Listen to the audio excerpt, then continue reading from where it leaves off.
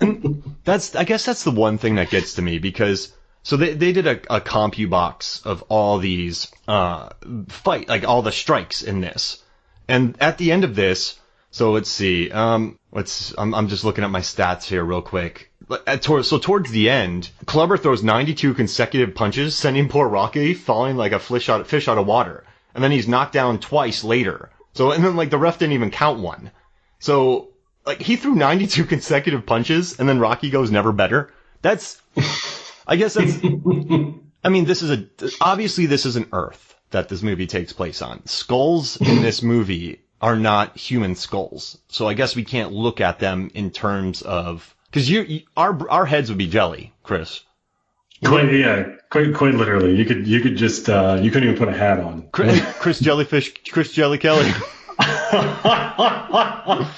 I missed him. I missed a good one there. But no, I don't know. I like that. Do you think that's the only way he could have beaten Clubber Lang though, is to get him mad and punch him out? Could he knock out Clubber Lang like he did Apollo? No. I don't think so. I don't think he'd be. The only thing he might be able to get him to do is if he gets him so worked up. If Rocky gets Clubber so worked up that he can get him to maybe miss him while he throws a punch, and then Rocky could then give him another smack right in the jaw, and then he might be able to do something with that. But I don't think he'd be, not physically, I don't think he'd be able to beat him. And then I like, so the final barrage, according to CompuBox, so it's like this. Total punches thrown landed. So Rocky throws 76. He throws 82 punches, lands 76 of them. That's a 93% accuracy. So he lands 40 out of 45 power punches, and he lands 19 out of 20 jabs, and he lands 17 for 17 body shots in this final salvo. That is an extreme accuracy. Do you not wish that at the end of these fights, though, Rocky just can't lift his arms? Would that make you like? So people are like, Rocky won, and he's like, guys, I gotta go barf. I'm gonna be in the bathroom for the next hour. Yeah, I guess you can't have that, and that's all the training for it. But that's an insane final barrage that he unleashes on Clubber Lang. That's over 90% accuracy, which is that's in the history books. There's no way anything else. What do you think? Okay, you're a boxer in Rocky's world, and I guess you fight according to the logic of this Earth, not Rocky's Earth, and he just breaks all the stats. What are you thinking, Chris Kelly? I am terrified that somebody like this actually exists. You're Chris Jelly Kelly. You're a heavyweight boxer, and you're not a tomato can, so you haven't been up against Rocky yet. You're actually a pretty good boxer. You've been fighting in the fringes overseas. Basically, what everyone's saying is it's you and Clubber that are the best, but Rocky's fighting these tomato cans. You see this fight, and you see what happens with a final barrage of over 80-some punches. What are your thoughts, Chris Jelly Kelly? I mean, you might have the next fight, so what are you thinking? I'm thinking I should probably pick a new career. He's gonna give me a new nickname. That's the toughest thing about Rocky, though, is no matter how many times, well, except for one of the fights, but he gets hit so, like, that'd be deflating. You hit him with everything, and he's still around taunting you. That's got to be demoralization. And I don't know. It's just interesting. If I was Clubber, my first thought would be like, where was this shit during the first match? Yeah, exactly. Like, come on, you were. I popped you like a couple of times. You were down. Yeah. Like, what happened? What happened? Some little interesting notes. Whenever you see Mr. T, I keep calling him Mr. T, but when you see Clubber and he pushes Apollo and says, "Don't turn your back on me," before they start the match, that apparently was an unscripted altercation. That from what I read, that he did not get along with Mr. T at all during filming. So whenever they were together, he really pushed him and was like, "Don't turn your back on me." Wow. Wow. From what I've read, there's a couple of historical moments in Rocky where people just don't get along with Carl Weathers. I'm not sure what it is about that guy, but he seems like a lovable guy to me. But apparently a lot of the other actors could not get along with him. I mean, I think you're in a boxing movie. You're returning. You're Apollo Creed. You get into character. Apollo, like Carl Weathers in these movies was jacked beyond jacked. So he's just pumped up. He loves his character. He's in the moment. He knows this franchise. Maybe he's trying to establish some alpha kind of type of stuff. So I mean, it's got to be something like that. I mean, you just get competitive. Like, if you ever play football or any of that, just casual on a soccer field, people get real like people become the toughest people imaginable that you've ever met. And you're like, dude, this is ultimate frisbee. So, I can imagine that there's just a little bit of that, right? Where you're just, and they still seem friends. Carl Weathers still speaks fondly of Rocky and all that. So I just think, just emotions get going. I mean, that's what I thought. I thought maybe it was because, maybe the age difference a little bit, or maybe because Mr. T was just establishing himself at this point as becoming an actor, and then maybe he just didn't get along with Carl Weathers. I read that there was a lot of times on set that he just could not get along with him, but it could also be because Mr. T was supposed to be this more aggressive character, so he stayed in that way for a while, and then it just kind of came out of him. You know what I mean? Yeah, I probably nothing malicious, but yeah, you just get into it. You get into these moments. I could see it happening, I guess. I don't know. Yeah, I could see it. I wouldn't want to be in the middle of it. No, God, no, I could not. But Mr. T is not exactly a big guy. So as we all know, Mark Hoffmeyer is about 6'3". Mr. T is about 5'10". Oh wow, that's not exactly. That's a good bit of height difference. But he's built like a tank. I'm built like a not a tank. Not a tank. He's an Escalade. I'm not that. Not quite a Yuga, but not quite a Honda Accord. Yeah, that's right. That's a good bouncer height, because I bounced for years too, but I was too tall and I pulled out my back trying to, sometimes people get stuck behind the dart machine after a really rigorous fight, and I'd have to squish them out of there, and I just pull my back. I would have preferred to be like a 5'10" bouncer. Like a shark in the water. And which reminds me of the shark in the water. I mean, I love how at the end, the score, it's like by Bill Conti. It's kind of not Jaws-esque, but when a punch lands, dun-dun, like they kind of dun-dun, like whenever the final punches at the end land, it sounds like, I don't know. Did you notice that when the score kicks in the third round? Because the first two, there's not much score.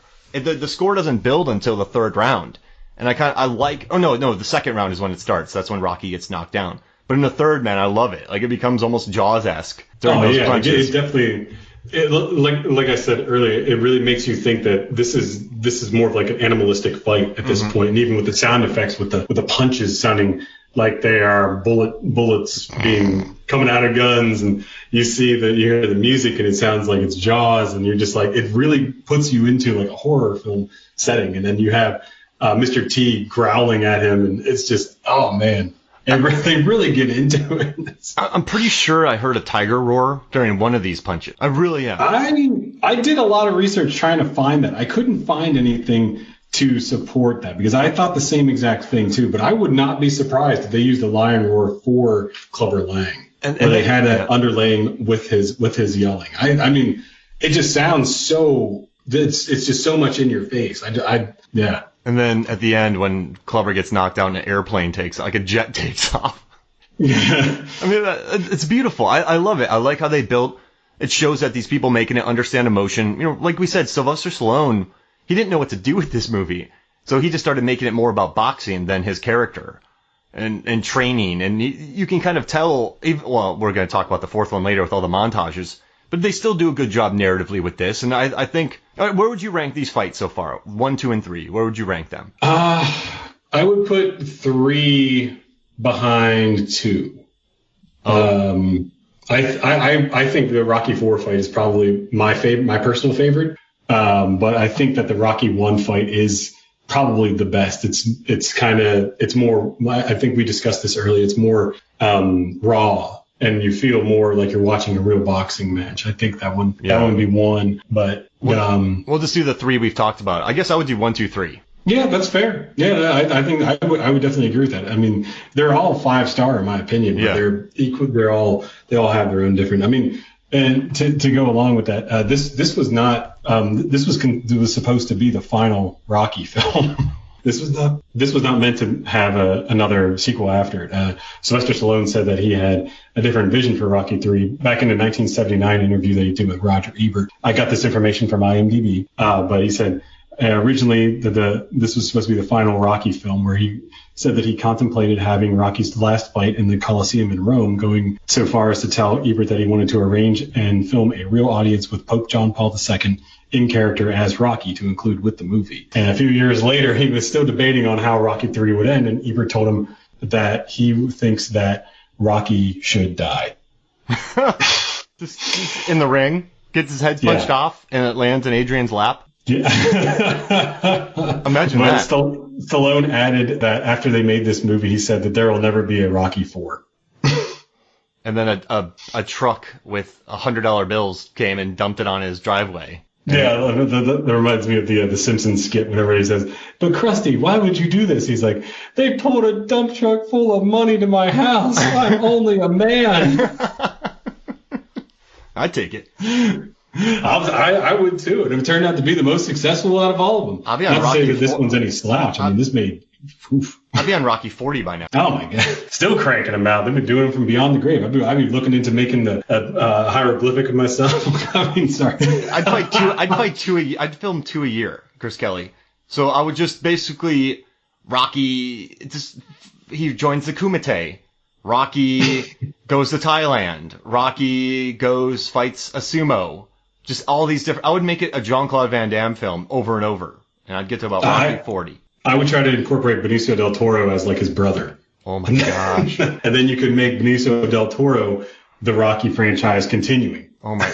And then I'd have him. In the late 90s, early 2000s, it would have worked, I'm telling you. Well, get this. After Rocky 20, a nuclear destruction a bomb destroys the world. And then it becomes Rocky Road, where he becomes a Mad Max type guy fighting people in Thunderdome. Ooh, I like that. Not Fury Road, Rocky Road, Mad Max, Rocky Road. So stupid. All right, we better get out of here, man. Final thoughts about this Rocky 3 fight? Or anything else you got for me? I just wanted to say a couple of things really quick. The Rocky and Thunderlips fight that happens as Wait for Charity was based on the Chuck Wepner and Andre the Giant boxing match. If you ever get a chance to watch it, you can watch it on YouTube. It's very similar, to say the least. And Muhammad Ali fought a guy in Japan, and he got his legs kicked so bad that he got blood clots in his legs that he had to get taken care of. Oh my gosh. Yeah, so they had several of those shoot fights, and I love it. And Hogan got fired from the WWE for this. He said he did, and then he got hired by Vincent's son to come back a couple of years later. Thunderlips. And then he brought Mr. T with him too. And Mr. T was actually his tag out partner in the first WrestleMania.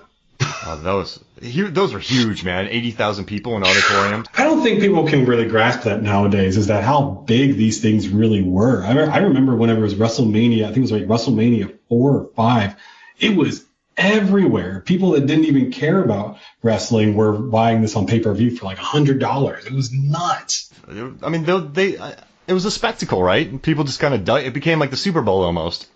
It was like the Super Bowl of wrestling. It was, I mean, they were massive. They were all over the. Another quick little thing before we call it a day on this. According to Stallone, he after the boxing match, Clubber Lang he envisioned Clubber Lang becoming a born again Christian and an announcer, right? A fight call, fight. Yeah, I like that. I mean, he can talk. He's got he can come up with some great stuff. I'd love to hear his announcing. Yeah, he's a great character. I think that if they had done a little spin-off with him briefly, I think it would have worked for maybe a little bit of time. That to have him being still boxing, but then eventually, drifting off, and then they could have done a nice little end credit thing saying that he became a born again Christian, and blah blah blah. I don't know if you remember this, but in the Undisputed series, so the first Undisputed is Wesley Snipes versus Ving Rhames. And then the second one, they follow on the guy who lost, which was Ving Rhames, and then he goes and fights another guy. And then that guy who loses, he gets another movie. I don't know if you knew that, but the loser gets a movie in the Undisputed films. And there's 4 of them now, and they're a lot of fun with Scott Adkins. So who's losing? So like Michael Jai White fought, what's the Undisputed 2? Let me type this in real quick. I know we're going long, but I just want people to hear this. Undisputed 2, I believe, was... Let me look this up. Yeah, Michael Jai White fought Scott Adkins in that. And then Scott Adkins lost. And then the third one is called Undisputed 3, Boyka, which is his character from The second one. So Michael Jai White took over for Ving Rhames, and then he won in the second one. The guy who lost, Scott Adkins, gets a movie. It's cool, man. It's a fun premise to do, and that goes exactly like you said. I'd love a Clubber Lang movie. I would have loved a Drago movie after they both lost. Yeah.